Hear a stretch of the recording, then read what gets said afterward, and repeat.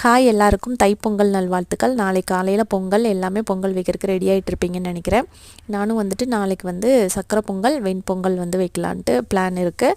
அது கூடயே மெதுவடை செய்யலாம் அப்படின்னு சொல்லிட்டு 1 டம்ளர் உளுந்தும் 2 ஸ்பூன் பச்சரிசியும் வந்துட்டு எடுத்து வாஷ் பண்ணி இப்போயே வந்து ஊற வச்சிட்டேன். இது வந்துட்டு நான் ஊற வைக்கிறப்போ மணி 6 மணி ஆயிடுச்சு ஈவினிங். நான் ஒரு தூங்க போகிறதுக்கு முன்னாடி ஒரு 9 மணிக்குள்ளே வந்து அரைச்சி வச்சுருவேன். பச்சை மிளகா, கொஞ்சமாக இஞ்சி, ஜீரகம், மிளகு இதெல்லாம் சேர்த்துட்டு அரைச்சிட்டு கொஞ்சம் பெருங்காயத்தூள், அதுக்கப்புறம் சோடாப்பு வேணும்னா போட்டுக்கலாம். ஒரு பிஞ்ச் அளவுக்கு சேர்த்துட்டு மிக்ஸ் பண்ணிவிட்டு ஃப்ரிட்ஜில் வச்சிட்டோன்னா காலையில் எந்திரிச்ச உடனே வந்து அவசரமாக இருப்போம் இல்லையா, 2 பொங்கல் செய்யணும், பூஜையெல்லாம் செய்யணும், அதனால் வந்து கொஞ்சம் டைம் ஆயிரும்.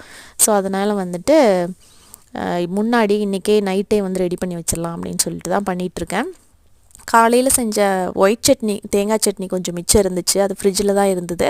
ஸோ அதில் வந்துட்டு இன்றைக்கி டின்னருக்கு வந்து சாம்பார் செஞ்சிடலாம், இட்லி வச்சுட்டு சாம்பார் செஞ்சிடலாம் அப்படின்னு சொல்லிட்டு ஒரு கடாயில் எண்ணெய் ஊற்றிட்டு கடுகு உளுத்தம்பருப்பு சேர்த்துட்டு வெங்காயம், பச்சை மிளகாய், கருவேப்பிலை சேர்த்து தாளிச்சிட்டு ஒரு 1.5 தக்காளி கட் பண்ணி சேர்த்துக்கலாம். அது கூட உப்பு மஞ்சத்தூள் சேர்த்துட்டு மூடி வச்சு வதக்குனிங்கன்னா நல்லா தக்காளி வந்து வதங்கிடும். அது கூட மிச்சமான சட்னியும் வந்து ஊற்றிட்டு தேவையான அளவுக்கு தண்ணி ஊற்றி கொதிக்க விட்டிங்கன்னா சூப்பரான சாம்பார் ரெடி.